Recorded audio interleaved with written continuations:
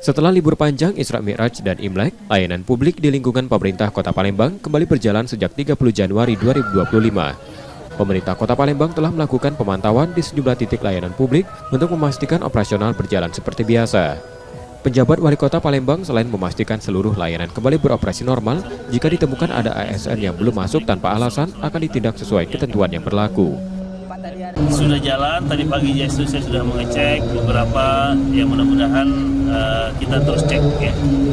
Kita pastikan pelayanan tetap harus jalan.